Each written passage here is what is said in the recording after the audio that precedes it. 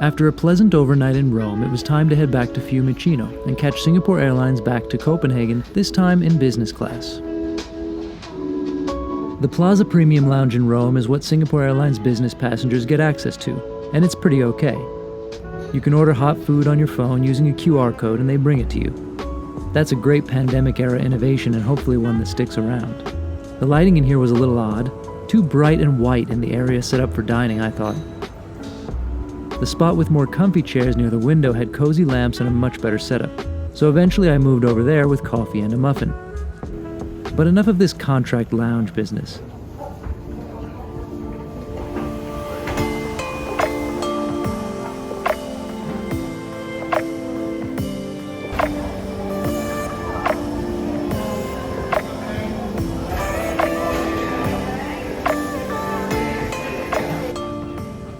Now this cabin is beautiful. It's their latest business class seat, not all that different from the previous version. The seat is very wide and that's its main advantage. I was offered a pre-departure drink, anything I wanted except alcohol. A tasty coffee it was then. Very warm welcome aboard Singapore Airlines flight SQ351 to Copenhagen and then onwards to Singapore. With me in the cockpit today is Senior First Officer Zach Tan, and in the cabin your in-flight manager, Mr. Bernard David, and the rest of the cabin crew will certainly make sure that you have a wonderful flight with us today. The flight time to Copenhagen is 2 hours and 5 minutes, that's 2:05, and you can follow the progress of the flight in the in-flight entertainment channel. Behind you. Count the rows of seats to the closest exit, in front and behind you.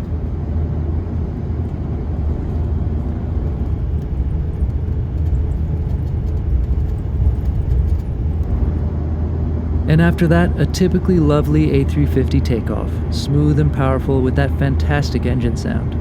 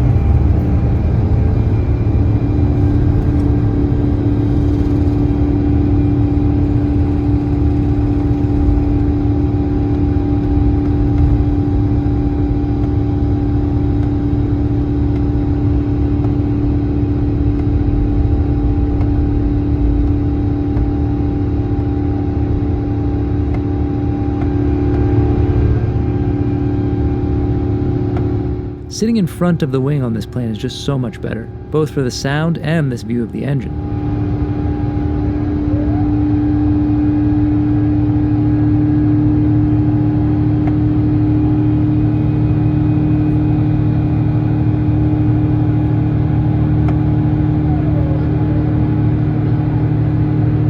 It's also a lot quieter up here during cruise compared to over the wing or behind it, though to be fair, the whole plane is pretty quiet. In a recent comment, someone called the A350 a masterpiece. I really agree.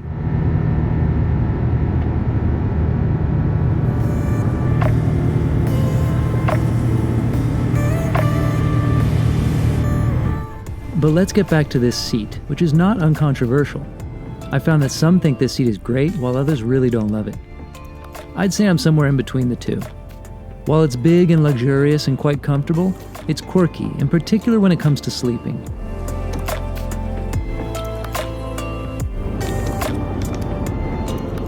So the crew on this flight are unsurprisingly fantastic and friendly, and one of them was kind enough to set up one of the other seats, since there's so many empty, into bed mode for me, so that I could sort of sample it, since I haven't tried out this particular version of Singapore Airlines seats.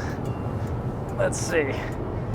This is one that's special because, as you may know, flight attendants have to flip over the seat in order to turn it into a bed. You can't just recline until you have a flat bed. So some people find that a little bit less than ideal, but I guess it means that you have a more comfortable bed service. It's optimized for sleeping as opposed to sitting, let's give it a try. Now, let's see how it is to lie down.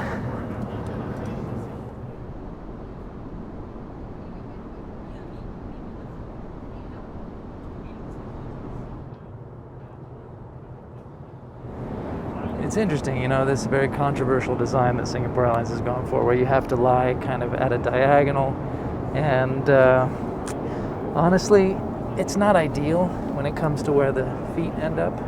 It's a little bit tight where the feet are, and that's a real issue, I think, especially for some people, trying to sleep when your feet are kind of quite enclosed in a little space. Sleeping at a diagonal is not necessarily a problem at all. The bed feels like it's soft and comfortable. So of course, I'm not trying it out for 5 or 6 or 8 hours, but it seems soft enough, comfortable enough, but where the feet go is a little tight, and that is unfortunate.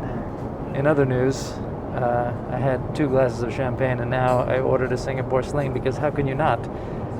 It's 9:30 in the morning, but no judgments when you're on a plane, right? Especially in business class, especially in Singapore Airlines business class. Would I hesitate to fly this on a long haul? Absolutely not, because I love the cabin, many aspects of the seat, the aircraft, and the Singapore Airlines service. But are there better business class seats out there? Yes.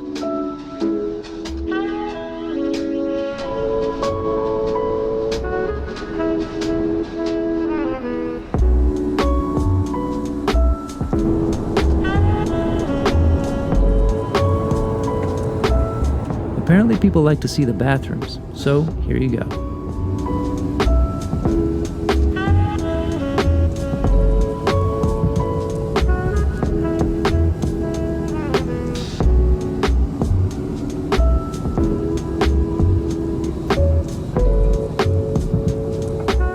As most will know, the entertainment system is extensive. In business class, it's a little finicky with the remote though, as the screens are not touch sensitive. You have this touchpad on the remote, but I couldn't figure it out and gave up trying after a couple of minutes.